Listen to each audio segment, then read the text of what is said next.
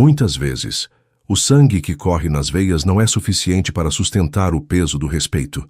No coração de uma família que respira aparências e prestígio, ser o suporte invisível de vidas em risco não tem valor diante de um diploma de ouro. Esta é a história de um silêncio que suportou humilhações públicas, de um jaleco branco manchado pela ingratidão materna e de uma reviravolta que começou com um brinde de celebração, mas terminou em Matinua de Cru, uma lição de dignidade que ninguém naquela festa de luxo jamais esquecerá. Antes de começarmos essa história incrível, não se esqueça de curtir o vídeo, se inscrever no canal e contar pra gente nos comentários de onde você está ouvindo essa história. O ar-condicionado do buffet Illuminare, no coração de Higienópolis, parecia insuficiente para aplacar o calor sufocante da hipocrisia que preenchia aquele salão. O aroma de lírios brancos, frescos, espalhados em arranjos monumentais sobre as mesas de espelho, misturava-se ao cheiro metálico de espumante caro e aos perfumes importados que custavam mais do que o meu salário mensal no Hospital das Clínicas. Eu sentia meus pés latejarem dentro dos sapatos de salto que eu raramente usava. Minhas pernas ainda guardavam a memória das 12 horas de plantão que eu havia encerrado apenas 3 horas antes de chegar ali. Enquanto todos brindavam, eu só conseguia pensar na textura do esparadrapo e no som rítmico dos monitores cardíacos da UTI.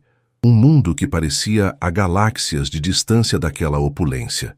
Minha mãe, Odete, estava no centro do palco improvisado, sob uma luz âmbar que destacava o brilho excessivo de seu colar de esmeraldas. Ela segurava uma taça de cristal de Boêmia com uma elegância que ela polira durante décadas, mas que, para mim, sempre pareceu uma armadura de gelo. Ao lado dela, minha irmã Bianca sorria, embora eu notasse uma sombra estranha em seu olhar, um tremor quase imperceptível nos lábios pintados de um vermelho impecável. Aquela era a noite de Bianca. Ela acabara de concluir sua pós-graduação em Direito Internacional, o mais novo troféu para a estante de conquistas que Odete exibia para a elite paulistana. Meus queridos amigos, por favor, 1 minuto da atenção de vocês. A voz de Odete ecoou pelo salão, clara e autoritária, silenciando o tilintar dos talheres de prata. Hoje meu coração transborda. Ver minha Bianca atingir esse patamar de excelência não é apenas um orgulho familiar, é a confirmação de que o sangue dos Albuquerque mantém sua tradição de liderança e intelecto. Esta é a minha verdadeira herdeira, aquela que carrega nosso nome com o peso e a dignidade que ele exige. Ela é a prova de que o esforço e a classe produzem resultados brilhantes. Bianca, minha filha, você é o nosso maior orgulho, a luz que guia o futuro desta família. Houve uma salva de palmas entusiasmada.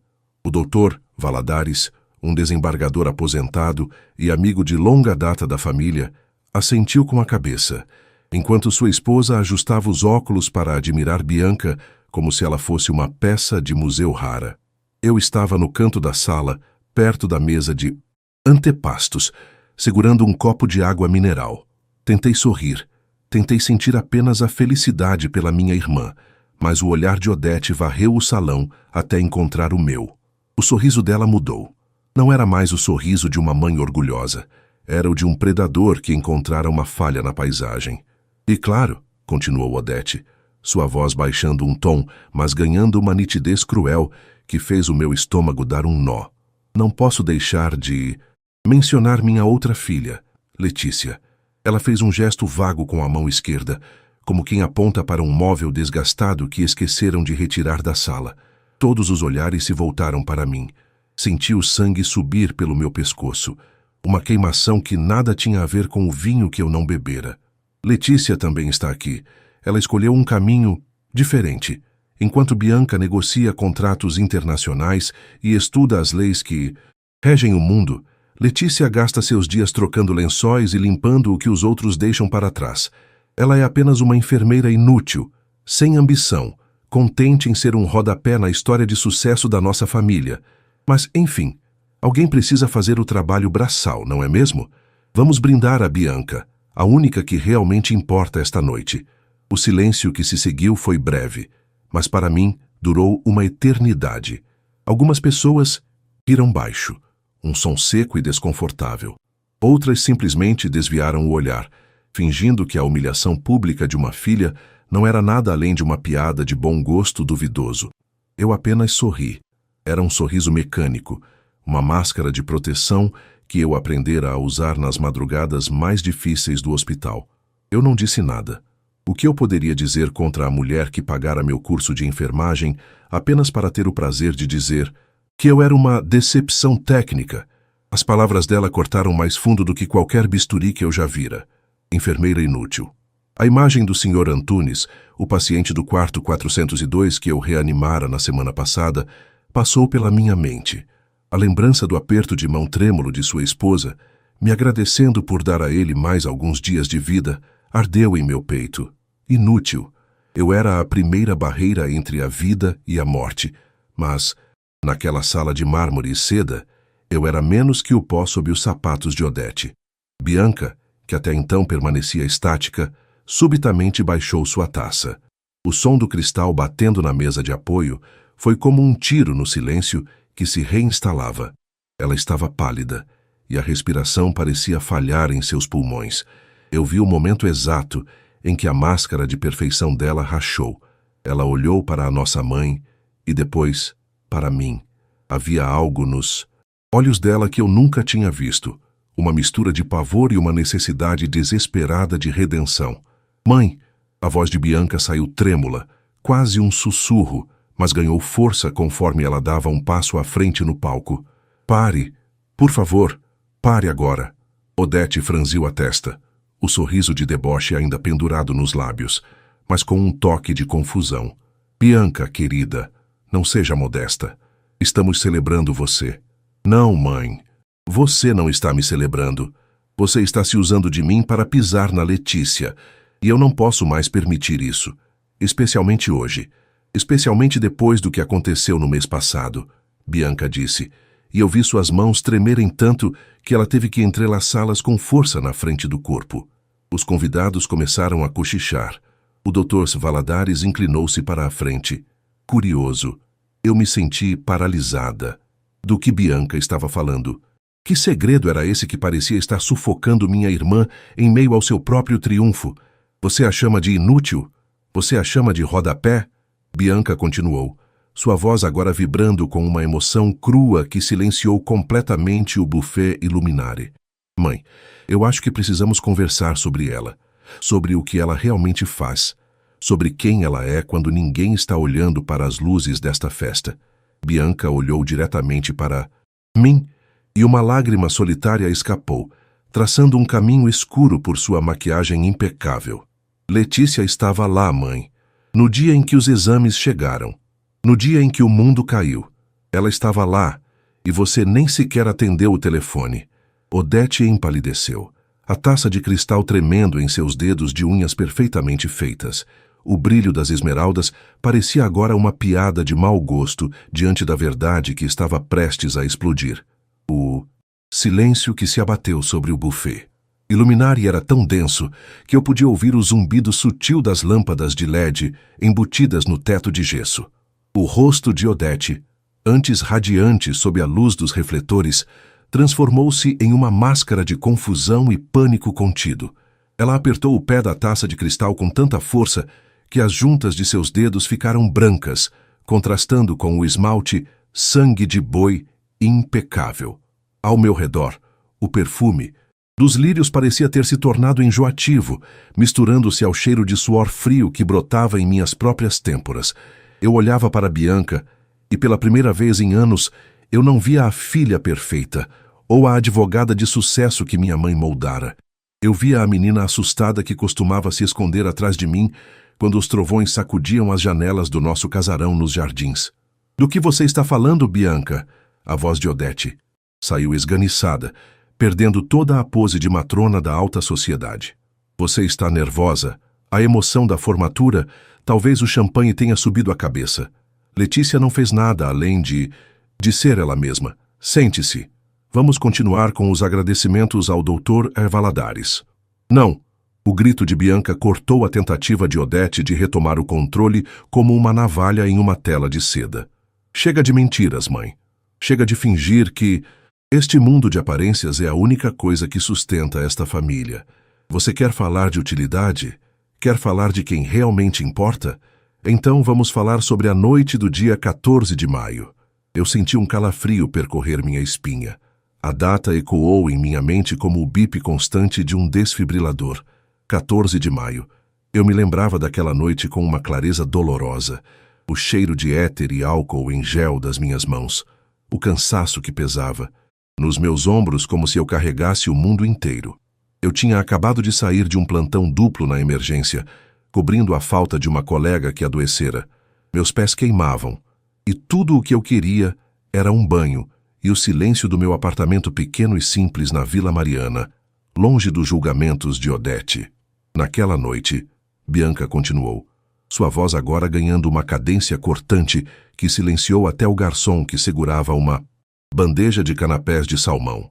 Eu desmaiei no chão do meu escritório. Eu estava sobrecarregada, tentando atender às suas expectativas, tentando ser a herdeira que você sempre exigiu. Eu liguei para você, mãe. Liguei 5 vezes.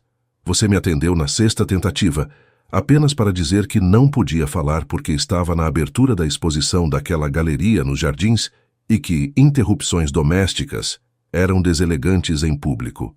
Um murmúrio de choque percorreu as mesas. As senhoras da sociedade paulistana, que segundos antes olhavam para Odete com admiração, agora trocavam olhares de soslaio.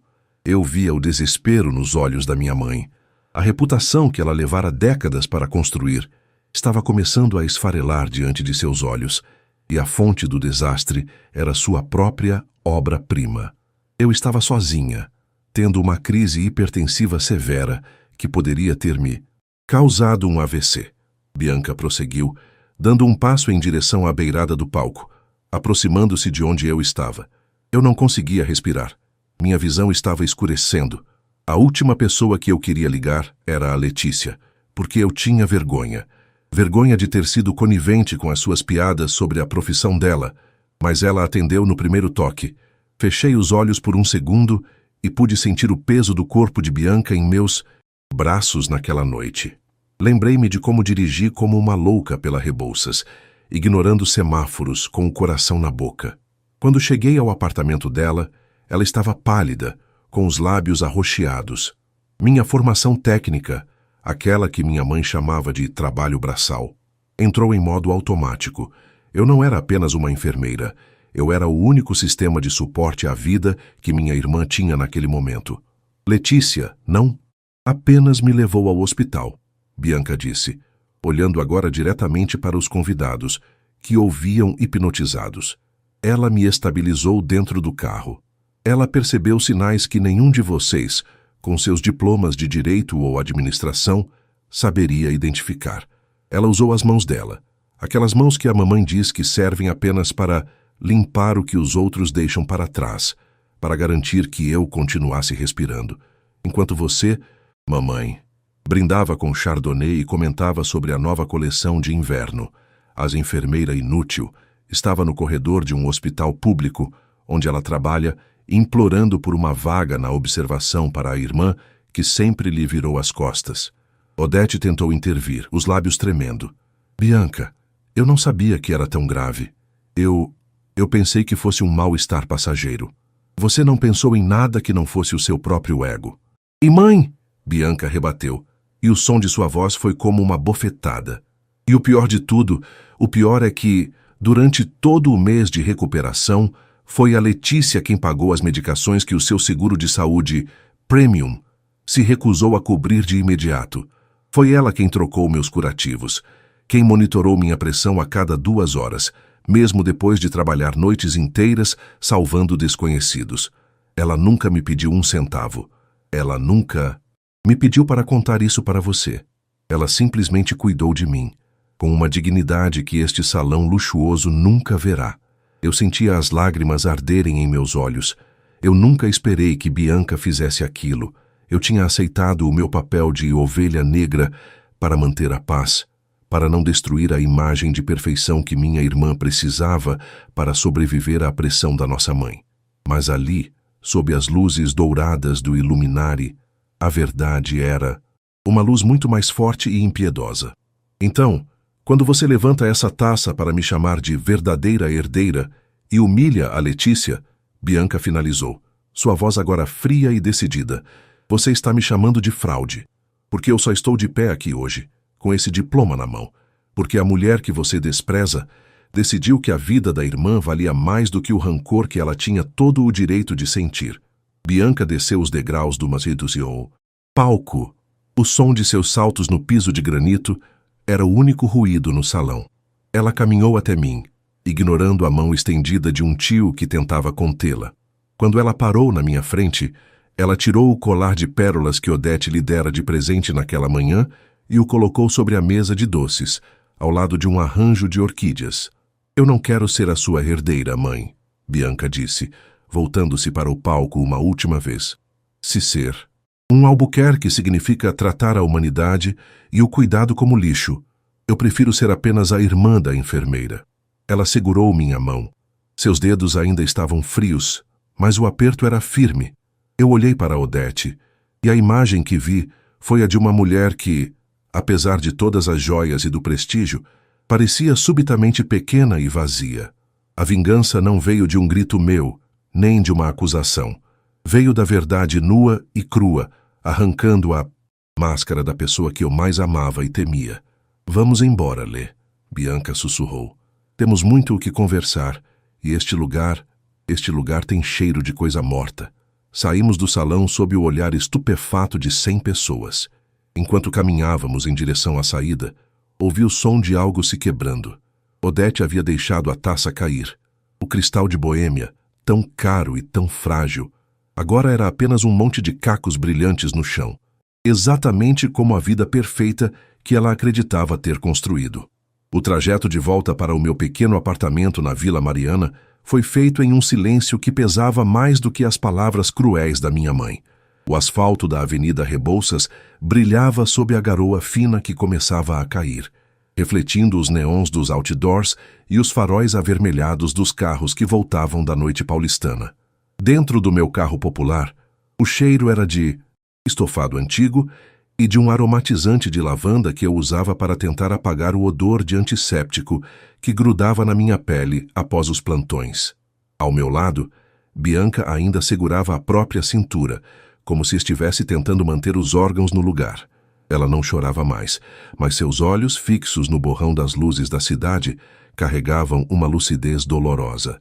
Eu sentia o volante sob minhas mãos, mãos que Odete desprezara, mas que agora eram o único porto seguro da herdeira que ela tanto vangloriava. Quando finalmente entramos no meu prédio, um edifício antigo de 3 andares com escadas estreitas e cheiro de café fresco vindo da portaria, o contraste com o mármore frio do Buffet Luminare foi quase violento.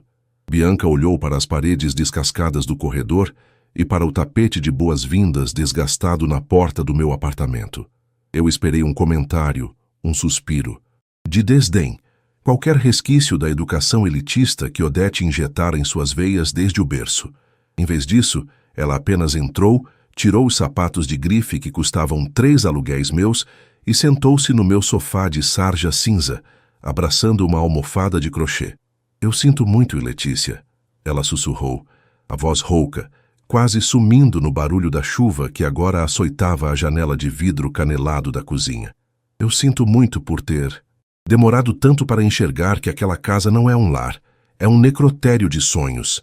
Ela nos usou como troféus, e quando você não coube na prateleira dela, ela tentou te quebrar. E eu apenas assisti, com medo de ser a próxima a cair.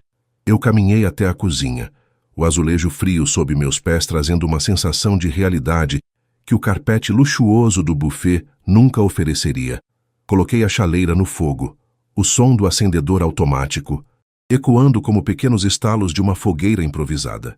Enquanto a água esquentava, eu olhava para minhas mãos. Elas tinham calos leves, marcas de quem segura pranchetas e manipula seringas com precisão cirúrgica. Eram mãos úteis, Eram mãos que sabiam o valor de cada batimento cardíaco. O perdão não é um evento, Bianca. É um processo, respondi, voltando para a sala com 2 canecas de cerâmica. Mas o que aconteceu hoje não foi sobre você me pedir desculpas. Foi sobre você se libertar. Odete não suporta a verdade, porque a verdade não pode ser comprada em leilões nem exibida em colunas sociais. Nos dias que se seguiram, a vingança não tomou a forma de um escândalo planejado ou de um processo judicial.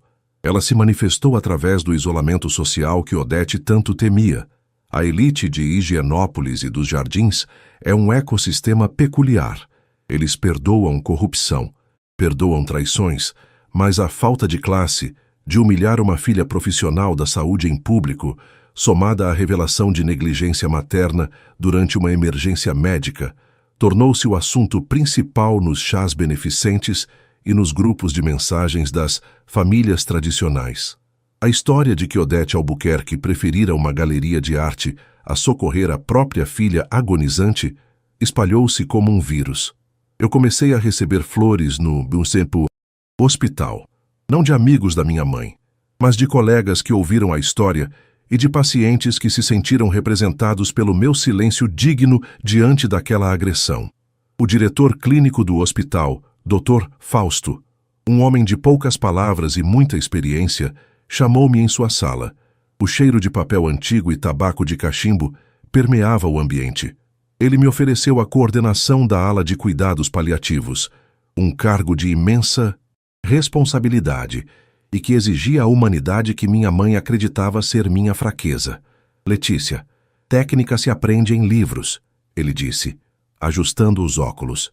Mas a capacidade de manter a cabeça erguida enquanto o mundo tenta te diminuir, isso é o que define uma líder. O hospital precisa de pessoas que saibam o valor da vida, não do status.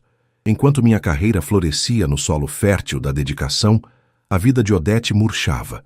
Ela tentou ligar, dezenas de vezes.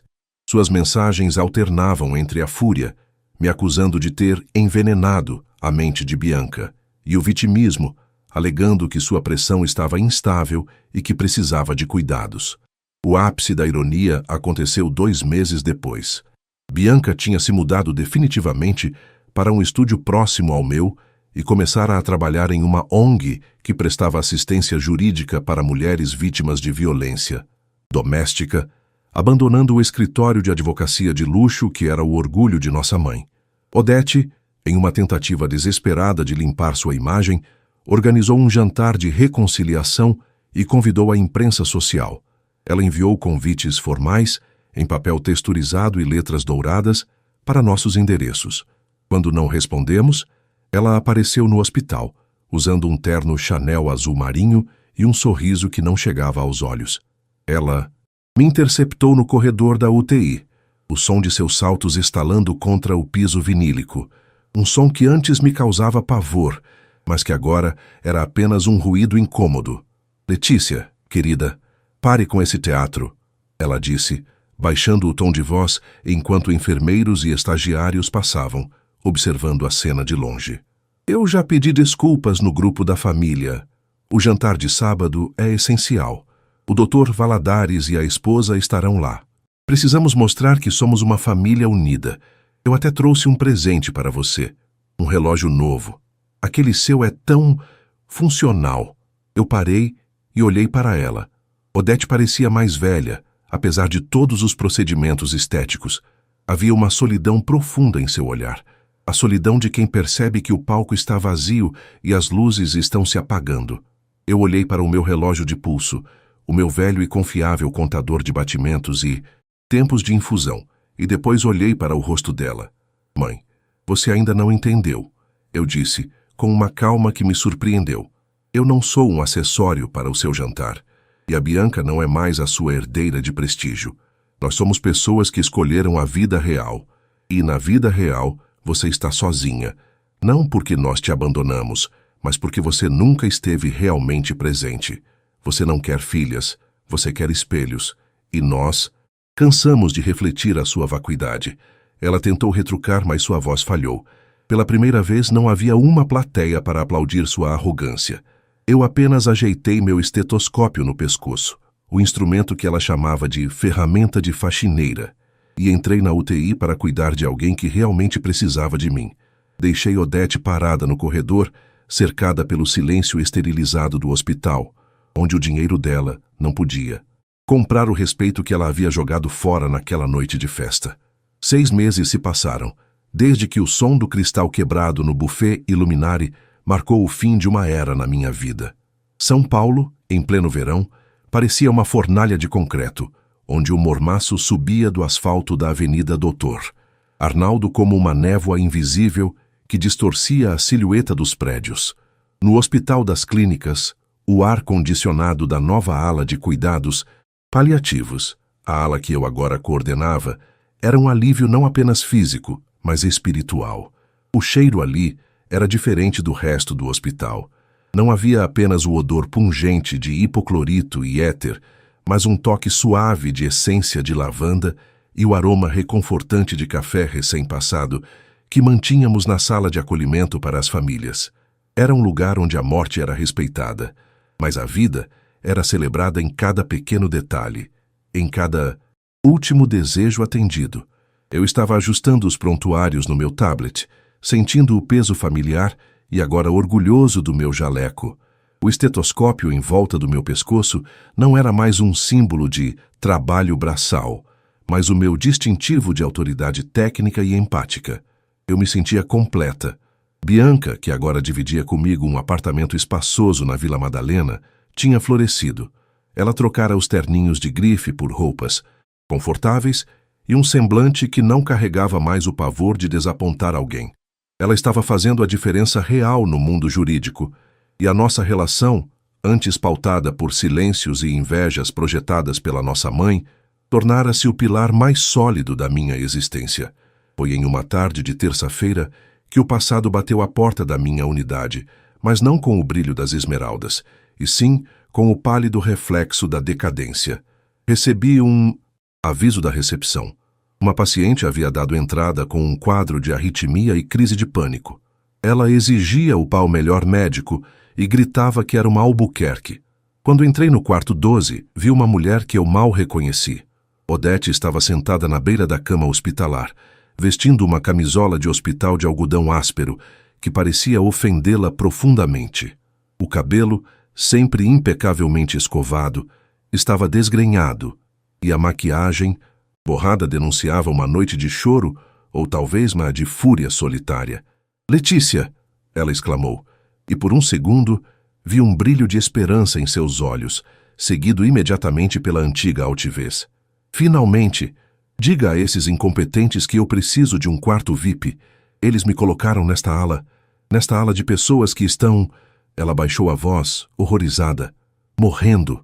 Isso é um erro administrativo absurdo. Use sua influência, ou o que quer que você tenha aqui, e resolva isso agora." Eu caminhei calmamente até ela. Não senti raiva, não senti o desejo de gritar ou de devolver cada uma das ofensas que ela me lançara ao longo de 30 anos. O que eu sentia era uma piedade profunda e clínica. Olhei para o monitor cardíaco. A frequência dela estava alta, mas estável. Era uma crise de realidade manifestada no corpo. "Mãe, você está na minha unidade." "Porque teve um episódio de estresse agudo", eu disse, mantendo a voz no tom profissional que eu usava com qualquer paciente. "E não há erro nenhum.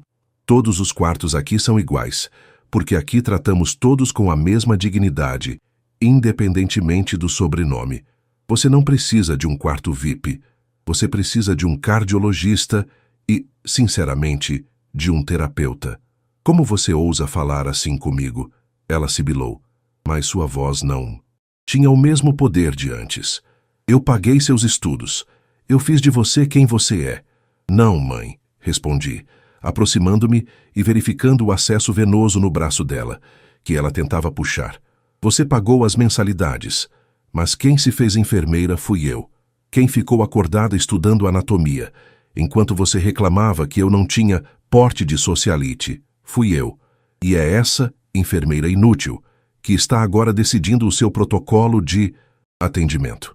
A ironia da vida é que, no momento em que seu prestígio social colapsou, e seus amigos de luxo desapareceram porque sua imagem ficou suja, o único lugar que te acolheu foi o lugar que você mais desprezava. Ela desviou o olhar. O silêncio no quarto era quebrado apenas pelo bip rítmico do monitor.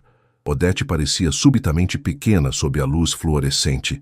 A verdade é que a vingança que eu tanto imaginei na adolescência não era vê-la sofrer, mas vê-la perceber que o seu ouro não tinha valor ali.